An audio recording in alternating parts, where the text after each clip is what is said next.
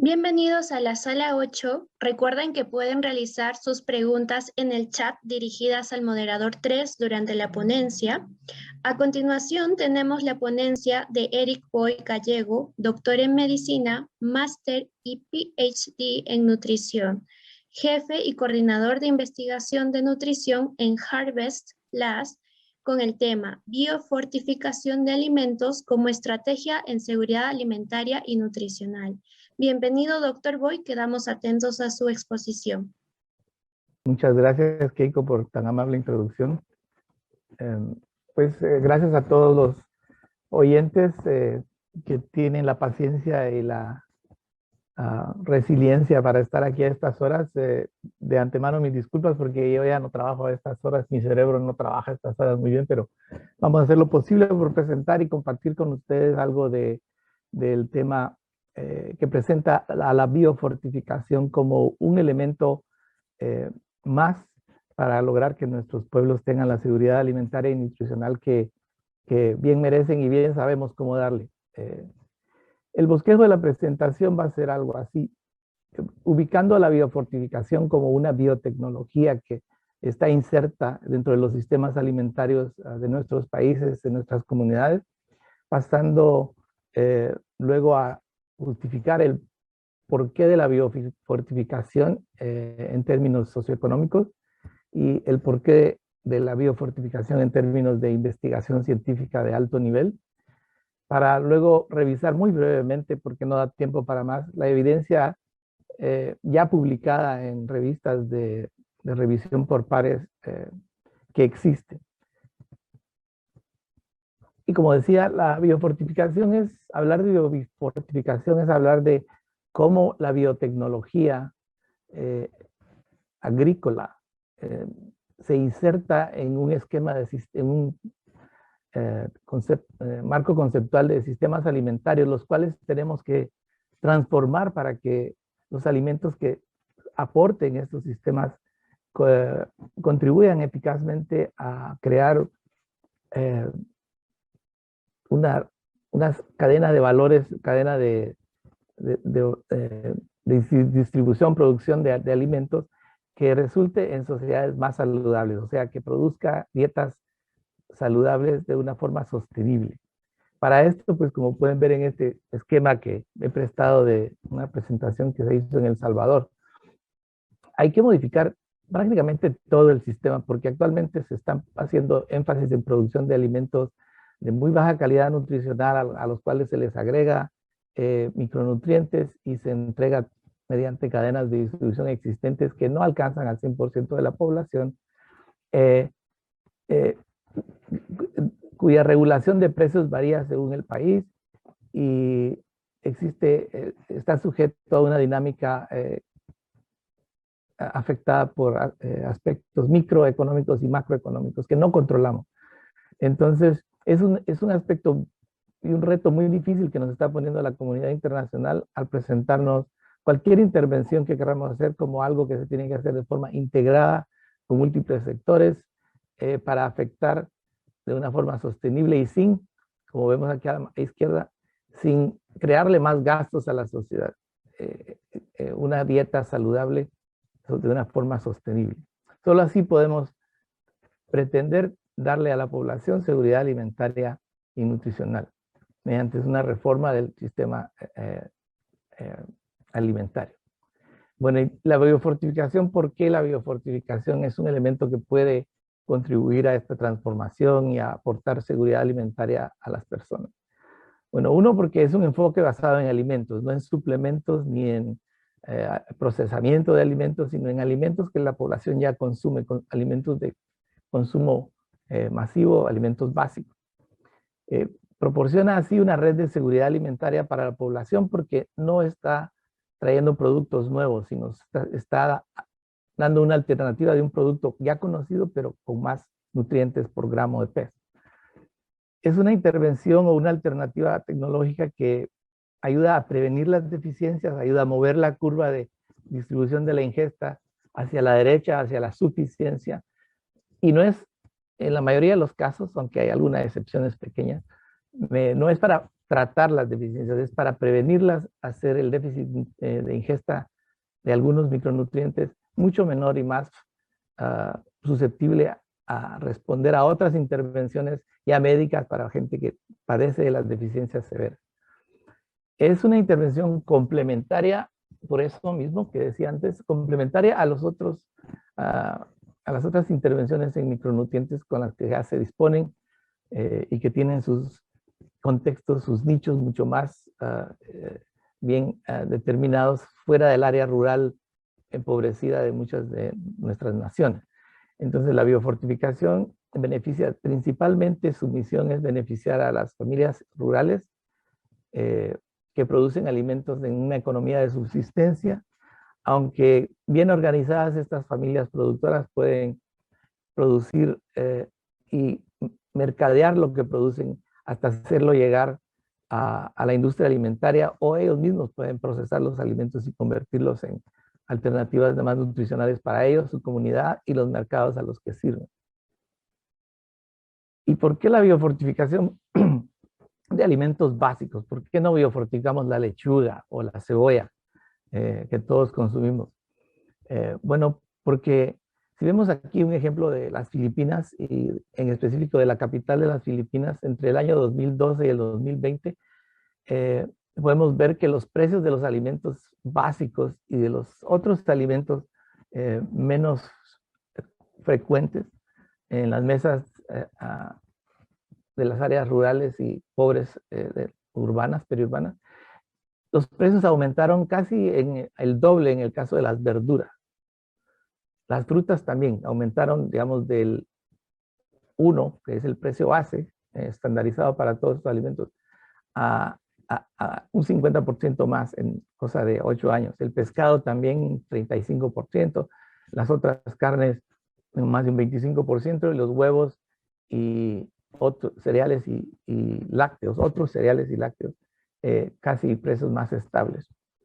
Pero el arroz, que es el alimento básico de las Filipinas, sus precios no aumentaron, es más, fueron estables durante todo ese periodo, al igual que las grasas y los aceites, que es un alimento hipercalórico. Bueno, ¿y la población qué hace cuando los precios aumentan? Los precios de sus alimentos aumentan. Pues no van y compran una bicicleta o con los salarios fijos, o compran los alimentos más caros y más nutritivos como la carne, las frutas, las verduras. Pongamos que este recuadro que vemos aquí tiene las proporciones del gasto de los ingresos de una familia antes de que suban de precio.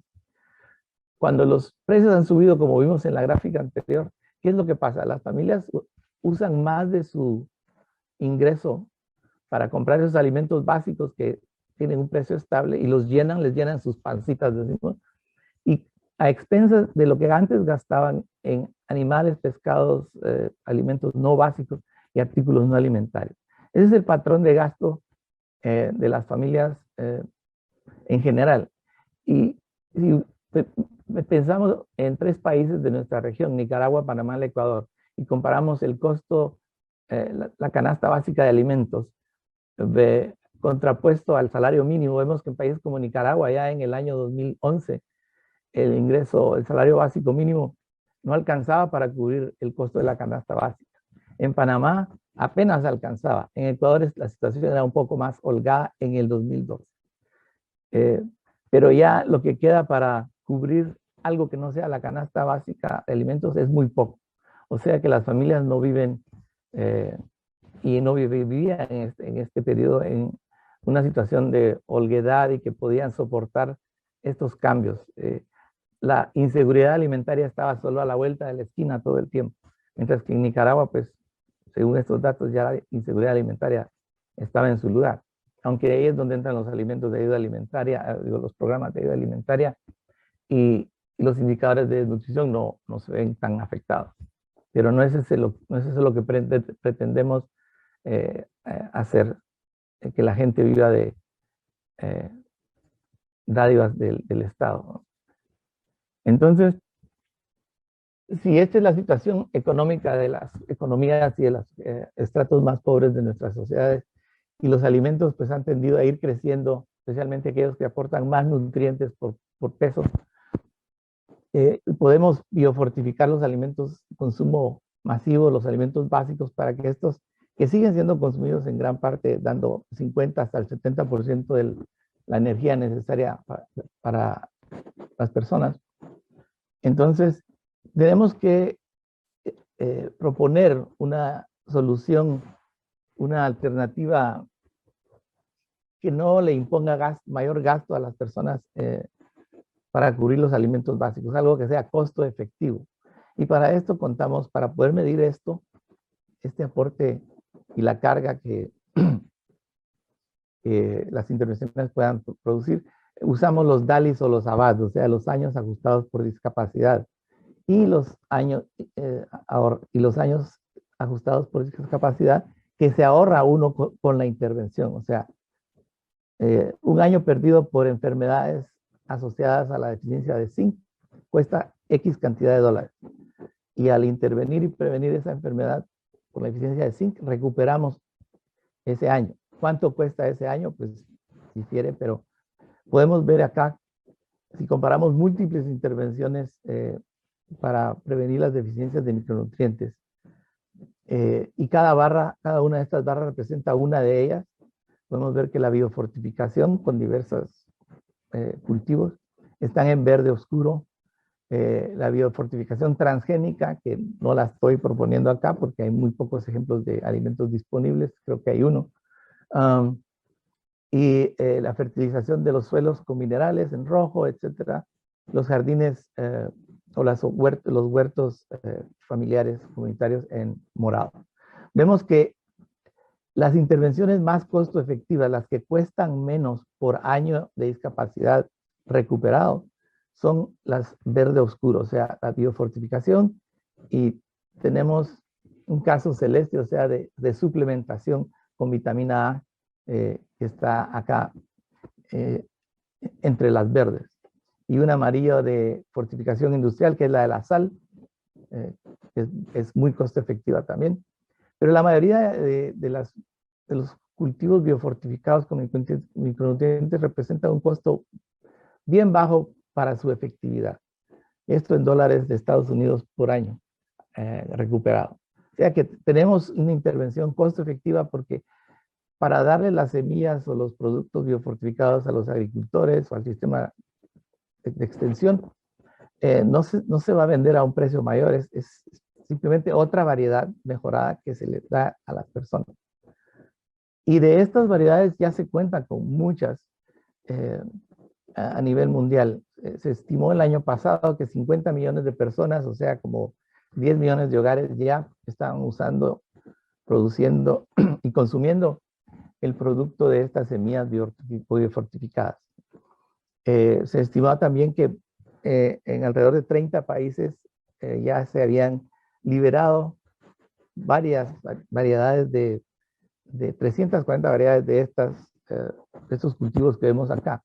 El arroz con zinc, trigo con zinc, maíz con vitamina A, el mijo perla con más hierro, la yuca y la batata con más vitamina A, la papa con un poco más de zinc, el banano vitamina A, y las leguminosas con más minerales, hierro primero y zinc después. O sea que ya existen muchas variedades y mucho trabajo que se continúa haciendo en los ministerios de Agricultura para adquirir, adaptar y liberar las variedades que resultan productivas en los diferentes ecosistemas donde se hacen las pruebas antes de liberarlas y ponerlas a disposición de las personas. O sea que hay muchas variedades, y los centros más importantes de producción de este germoplasma, de estas semillas mejoradas, están en Colombia, el CIAT, en Perú, el CIP, en Brasil hay muchas más, y estos centros diseminan las variedades a los ministerios de Agricultura que así lo solicitan. Pero no solo hay alimentos básicos con más micronutrientes, y también existen otros cultivos con más minerales o vitaminas y carotenoides o más aminoácidos esenciales, etc. Unas ya liberadas como el Golden Rice, que es arroz transgénico en Filipinas, tengo entendido, ya lo están cultivando y ya se permite su venta. pero así hay muchos más alimentos básicos y no básicos que se pueden hacer más nutritivos a través de fertilización con minerales o a través de cruzamiento entre variedades de la misma especie, que es lo que yo les estoy presentando. Bueno, y si tenemos una alternativa costo efectiva, complementaria, preventiva, que no tiene problemas de aceptación porque es igual en apariencia, textura, sabor, olor, tiempo de cocción, que las variedades de alimentos que las personas ya consumen. Entonces, ¿por qué hay otra respuesta al por qué? Y es que ya existe también evidencia científica publicada en revistas de importancia científica que da soporte al impacto nutricional que estos cultivos, cuando se consumen como alimento básico, tienen en el estado nutricional de las personas. Y eso es lo que yo quiero revisar brevemente. No sé cuánto tiempo me queda, unos 10 minutos. ¿Eiko? Sí, le queda 10 minutos. Perfecto. Entonces, la evidencia para los cultivos que se han cruzado para tener más zinc, maíz, trigo y arroz, los estoy resumiendo en una sola diapositiva porque hay menos evidencia con estos alimentos, pero la que existe es bastante alentadora. Entonces, la absorción del zinc de estos cultivos en humanos, usando modelos en humanos con isótopos estables, han demostrado que el maíz, el trigo y el mijo perla aportan 50% o más del requerimiento diario para diferentes grupos etarios, como pueden ver aquí, del zinc. Media vez se está hablando del zinc absorbido, no del porcentaje de zinc, ¿no? El zinc absorbido representa más del 50% del requerimiento diario de un niño menor de 3 años, mujeres en edad fértil, México y Suiza, y preescolares en Zambia. El arroz en niños menores de 3 años, se acaba de terminar el estudio, aporta, consumiéndose como alimento básico, un 35% del requerimiento diario. Eso es tomando en cuenta el zinc que ya existía en el arroz, más el zinc agregado por cruces con variedades más nutritivas. Estudios de eficacia, o sea, ensayos controlados, aleatorizados, con más de 150 personas o 100 personas por grupo de tratamiento. También tenemos mucha evidencia al respecto. El maíz con zinc aún no se ha evaluado con respecto a su eficacia. Se puede evaluar ya en Guatemala porque ya hay variedades liberadas que las están comercializando con mucho éxito, pero no se ha hecho por falta de recursos. El trigo, ya se hicieron 2 estudios, uno en escolares que no demostró diferencia entre grupos por el consumo muy bajo del maíz en estos niños, el trigo, y en la diada de niños menores de 5 años y sus madres en la India, 3,000 hogares, demostró menos días con morbilidad en la madre y los hijos pequeños, morbilidad infecciosa, significativa diferencia. Y el arroz, el estudio de Bangladesh que se acaba de terminar con niños menores de 2 años, demostró leve pero mejor crecimiento lineal en los niños que consumían el arroz con zinc. Estudios de efectividad con zinc, no se ha terminado, el único que está siendo ejecutado en Pakistán por la Universidad de Lancashire del Reino Unido, y tendremos resultados yo creo que a principios del año entrante. Ahora nos vamos a echar de un clavado a un lago profundo, que es la evidencia de profundo pero claro, de los cultivos con hierro. Y aquí tenemos todos los estudios que se han hecho, han seguido un diseño de ensayos clínicos controlados, aleatorizados, de grupos vulnerables en situaciones rurales. El ejemplo del mijo perla con más hierro en internados rurales de la India con niños de 12 y 16 años, más o menos 110 niños por grupo, donde al iniciar el estudio los niños tenían 30% anémicos y un 44% deficiencia de hierro. No necesariamente con anemia, pero tenían deficiencia de hierro. Se les dio este alimento como pan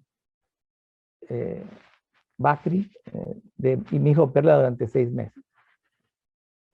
En Ruanda, otro grupo vulnerable, mujeres en edad fértil, embarazadas ni dando lactancia. Se les dio el frijol biofortificado con más hierro versus frijol normal que ellos consumían todos los días en la cafetería de la universidad, 5 días a la semana por 4 meses y medio. Aquí se escogió a la población porque tenían alta deficiencia de hierro, 71% de todas las participantes con deficiencia de hierro. O sea, la población a la que queremos mejorar su reserva. Los 2 estudios que ya mencioné, más uno que se hizo en Filipinas en el año 2005 con un arroz que tenía un poquito más de hierro, fueron sometidos a una revisión sistemática, un metaanálisis por la doctora Finkelstein de Cornell, y ella encontró que los 3 biofortificados vistos en su conjunto aumentaron significativamente la ferritina sérica, o sea, las reservas de hierro, el hierro corporal total, especialmente en sujetos que tenían reservas bajas cuando empezaron el estudio, y mejoró la hemoglobina en individuos que eran anémicos al inicio del estudio, particularmente en el estudio de Ruanda. O sea, un metaanálisis, los 3 cultivos demostraron en su conjunto y cada uno individualmente que eran eficaces para mejorar el estado nutricional de hierro. Pero se fue más allá de medir solo el estado nutricional de hierro con biomarcadores específicos, a medir el impacto que podía tener el mejoramiento del estado nutricional sobre el desempeño cognitivo de las personas. Y aquí vemos a una de las niñas de las escuelas en la India que se sometían a pruebas en su idioma. Las instrucciones eran pruebas en computadoras que medían la reacción el tiempo de reacción, pruebas de decisión sí o decisión no, pruebas de atención, pruebas de memoria y por reconocimiento de imágenes y patrones. Y también se midió la eficiencia del trabajo muscular, midiendo el consumo máximo de oxígeno en condiciones de ejercicio moderado, y la actividad física de los niños en India y las señoras jóvenes en Ruanda. Y se hizo un metaanálisis de los 2 estudios donde se midió impacto en la esfera cognitiva, y se demostró que las intervenciones con hierro, al mejorar el estado nutricional de hierro y la neurotransmisión en las personas que mejoraron su estado nutricional, mejoró significativamente las funciones de atención y memoria. Y vamos a ver las implicaciones de esto después. Y los resultados de la ingesta de estos alimentos con más hierro sobre la actividad física o la eficiencia del trabajo físico también fueron evaluados, publicados, y ambos estudios, el de Ruanda y el de la India, demostraron más actividad en el grupo tratado y más sedentaridad o sedentarismo en el grupo que recibió el alimento control en la India. En Ruanda, los mismos resultados, pero menor consumo de oxígeno en condiciones de ejercicio, o sea, más eficiencia para el trabajo físico. Entonces, los mensajes claves de los estudios con hierro es que el consumo diario de estos alimentos, o 5 días a la semana, mejoran el estado nutricional, el rendimiento cognitivo, la capacidad para realizar trabajo físico y la actividad física misma que se realiza en el día. Ahora, las implicaciones en cuanto a productividad que estos hallazgos cognitivos y de actividad física tienen, es que si la deficiencia de hierro produce una disminución de 17% en trabajo físico pesado y un 5% de disminución en la productividad en los trabajos moderadamente activos, al revertir la deficiencia de hierro y mejorando la eficiencia laboral, toda esta pérdida económica se evita. En cuanto a las ganancias en la esfera cognitiva, en los escolares, digamos, bueno, esto resulta o debería resultar en mejor rendimiento académico, mejores habilidades motoras, y lo académico y lo motor y lo mental están ligados muy íntimamente. Menor masa grasa, mayor masa muscular, mejor composición corporal, y menor riesgo de desarrollar enfermedades crónicas no transmisibles en la edad adulta. O sea que estos alimentos biofortificados con hierro pueden tener un impacto más amplio en el crecimiento y desarrollo de los niños que simplemente mejorar su estado de hierro. Es un crecimiento, un desarrollo neurológico, cognitivo y en su capacidad para generar ingresos. Y en resumen, la presentación, yo creo que es válido decir que la biofortificación contribuye a la seguridad alimentaria y nutricional mediante un incremento en la calidad de los alimentos sin afectar la economía familiar. La biofortificación de alimentos de consumo básico es eficaz para mejorar el estado nutricional de hierro y zinc. Y algo que no presenté es el estado nutricional de vitamina A, pero esta es una historia conocida por muchos, la batata color de pulpa naranja, el maíz anaranjado y la yuca. Los tres alimentos han producido mejorías en el estado nutricional de vitamina A.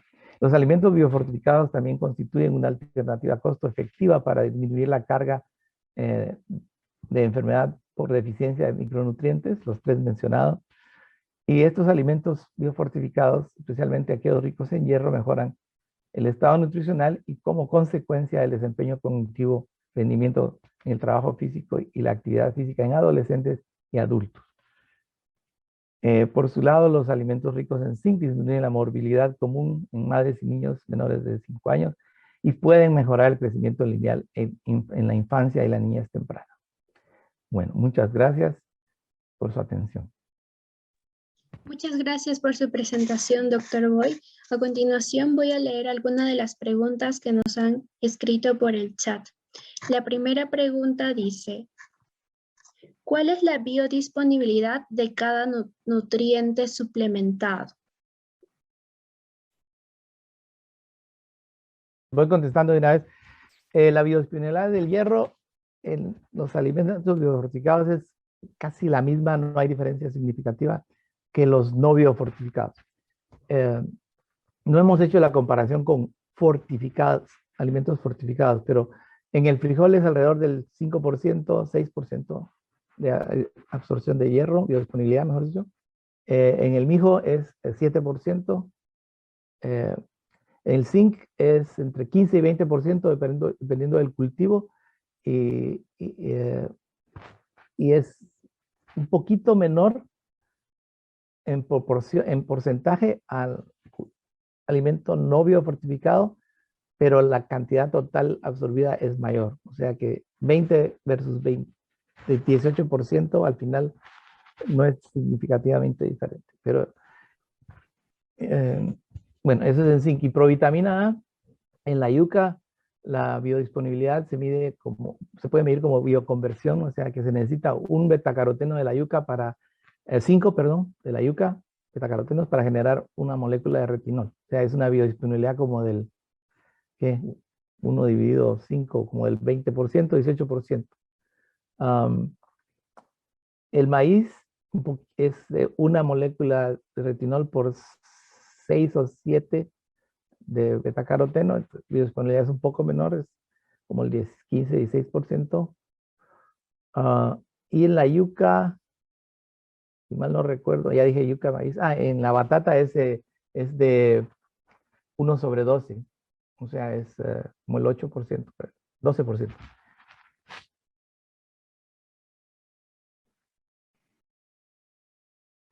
Muchísimas gracias por su respuesta. Voy a leer a continuación la segunda pregunta. ¿Actualmente tienen algún proyecto de alimentos biofortificados en países aledaños a Perú? De haberlos, ¿cuál ha sido la aceptación por la población? Bueno, nosotros Harvest Plus no tenemos, pero sí tiene el proyecto de la papa con zinc en la sierra y la aceptabilidad ha sido buena, pero es de bastante pequeña escala y se ubica más que todo en el área andina del Perú, Huancabaína creo que se llama el lugar donde se están haciendo los estudios de aceptación y de biodisponibilidad, pero apenas empiezan. Aledaños en Ecuador no, y en Bolivia, en Venezuela tampoco. En Bolivia hay arroz y frijol biofortificado. únicamente. De ahí hasta más lejos en Brasil, hay muchos, en Guatemala, Honduras también, y en Panamá. Muchísimas gracias por la respuesta. Finalizamos esta ponencia. Recuerden revisar la programación. Nos vemos en la siguiente sala. Muchas gracias. Hasta luego.